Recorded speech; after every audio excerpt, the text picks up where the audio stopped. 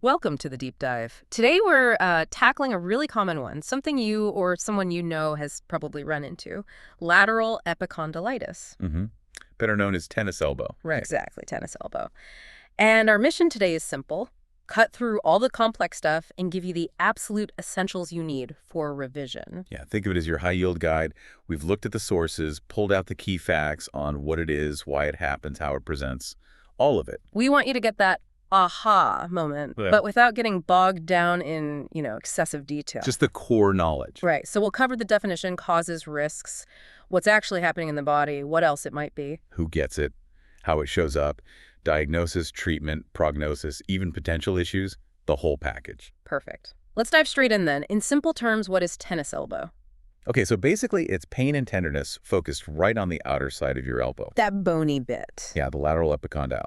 It happens because the tendons connecting your forearm muscles to that spot get irritated. Yeah. Sore. We often call it an overload tendon injury. It's like, well, it's the result of lots of repeated tiny traumas to where those extensor muscles attach. So not one big injury, but lots of small stresses adding up. Exactly. And you typically see it most often in people aged around 45 to 55. Okay. And usually it's in the arm they use most, the dominant arm. Right, that makes sense. So you mentioned overload. What's the main driver? What's actually going wrong with those tendons? Well, the number one cause is that repetitive overuse. Doing the same motions again and again with the forearm tendons. Okay. And this constant strain, it leads to these tiny microscopic tears. And eventually a sort of breakdown, a degeneration within the tendon tissue itself. Degeneration, so it's not just inflammation. That's a key point, actually. While there might be some inflammatory cells involved as the body tries, to repair things, it's not fundamentally an inflammatory condition like, say, arthritis. I see. The real issue is this wear and tear process in the tendon. It's more of a tendinopathy, really. Got it. So wear and tear rather than pure inflammation, what kind of things contribute to that? Well, obviously the repetitive activities themselves. Yeah. But also things like holding your arm or wrist in an awkward posture for long periods. Heavy lifting can play a role, too. It all adds stress. Okay. And you sometimes hear about golfer's elbow. Is that related? It is, yeah. Golfer's elbow, it's pain on the inner side of the elbow. It's a very similar process. Yeah. Just affects a different tendon group. The flexors attaching medially. Same idea, different spot. Right, different side of the elbow, similar mechanism. So knowing that, who's really most at risk then? What makes someone more likely to get tennis elbow? Well, fundamentally, anyone doing activities with repetitive or forceful forearm and wrist movements, especially wrist extension, like bending your wrist back. So jobs like. Yeah.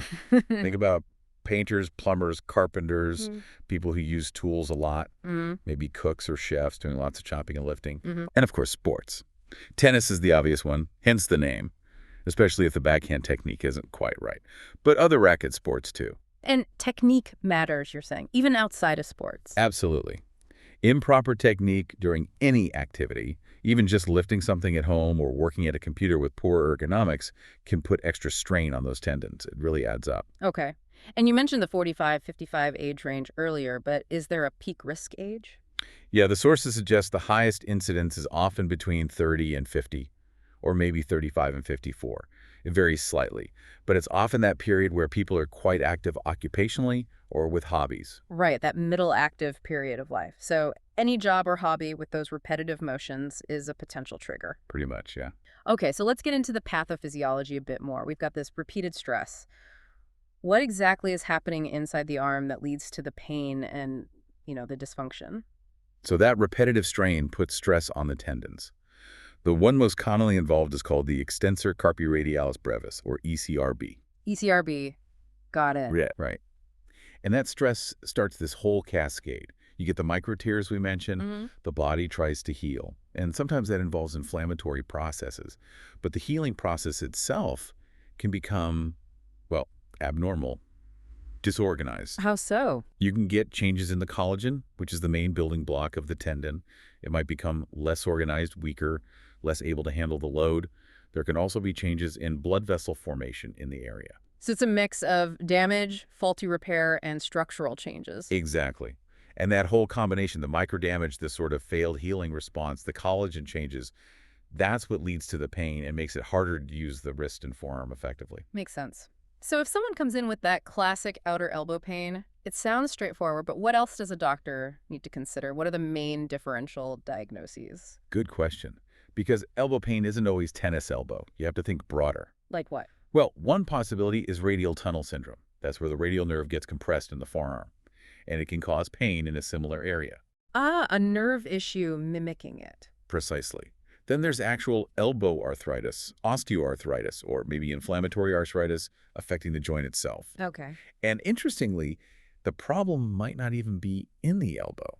Cervical radiculopathy. Meaning a pinched nerve in the neck. Exactly. A nerve root problem in the neck can refer pain all the way down the arm to the elbow. Wow, okay. What else? We mentioned golfer's elbow, medial epicondylitis. Pain's on the inside, but sometimes the location can be a bit confusing for the patient. Right. You could also have referred pain from a shoulder problem like rotator cuff issues or even from a wrist injury. So check the joints above and below. Always a good idea. And sometimes, though less common for elbow pain, carpal tunnel syndrome in the wrist could potentially cause some radiating discomfort up the arm. So it's a bit of detective work. Definitely sounds like it. Okay, let's talk numbers. How common is this condition, say, in the UK? It's actually pretty common. Estimates suggest about 1 to 3% of the general population in the UK might experience it at some point. 1 to 3%. That's quite a few people. It is. And as we said, the peak age tends to be between 35 and 54. It's a significant reason why people see their GP for elbow pain. Mm-hmm. In fact, in primary care settings, tennis elbow is thought to account for something like 2/3 of cases of persistent elbow pain. 2/3? That's huge. It really is. And just for comparison, golfer's elbow, the medial kind, is way less common. Maybe only about 1/7 as prevalent as tennis elbow. Interesting difference. Is there a gender split?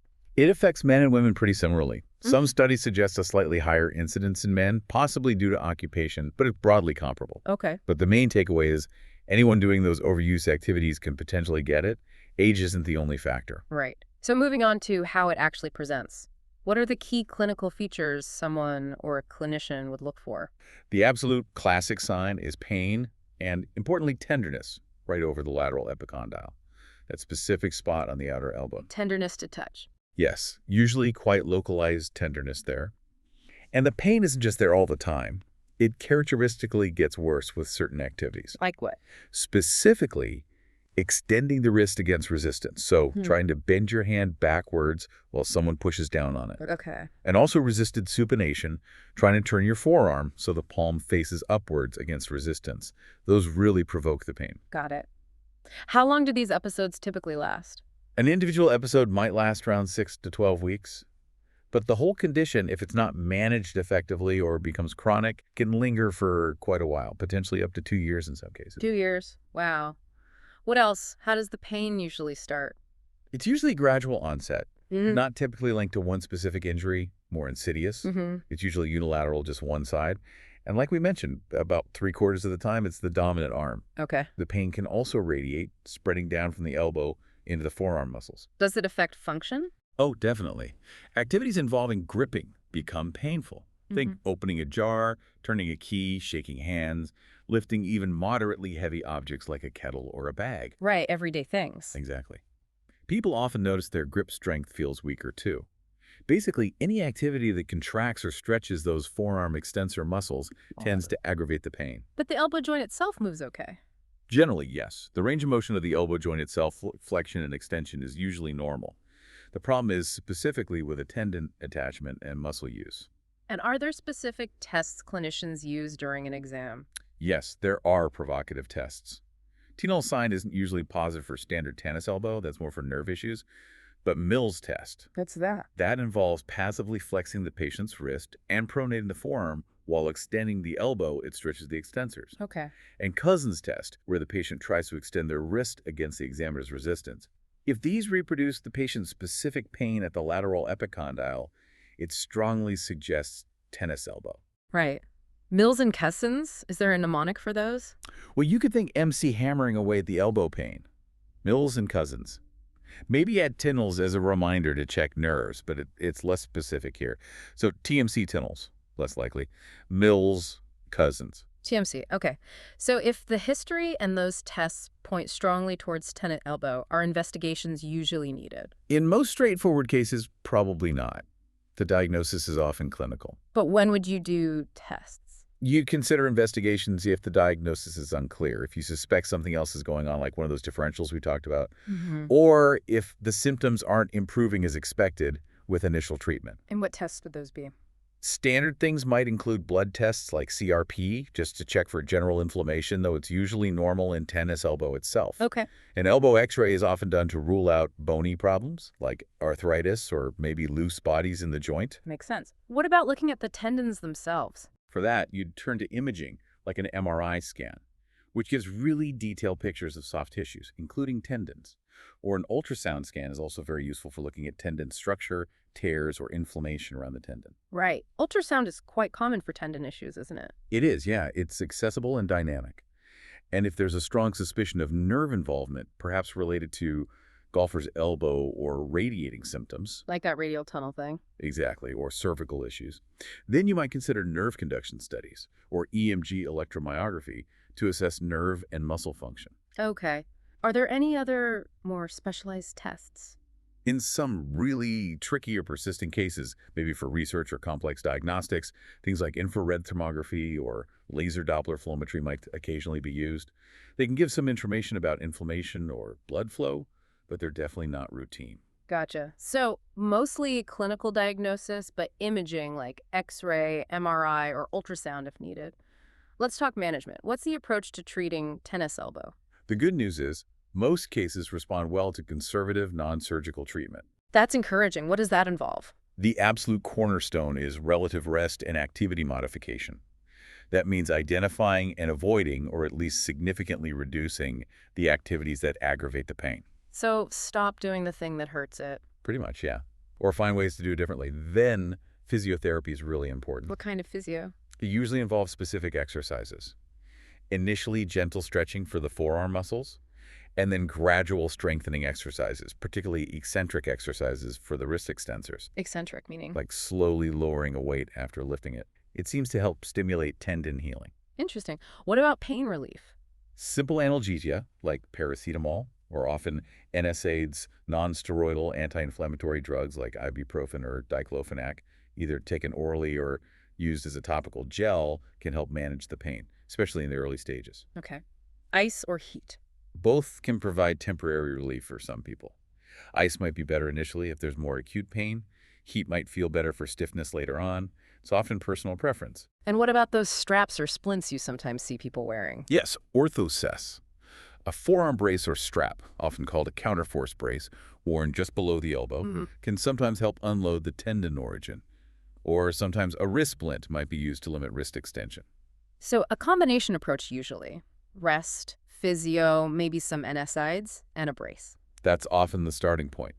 A good memory tip might be rice, rest, ice, compression, thinking of the brace, maybe not so much elevation for the elbow, but add NSAIDs and definitely physio. Rice plus NSAIDs and physio, okay. What if that doesn't cut it? What if the symptoms persist? If those initial measures aren't enough after several weeks or months, other options come into play. Corticosteroid injections are one. The steroid shots, do they work?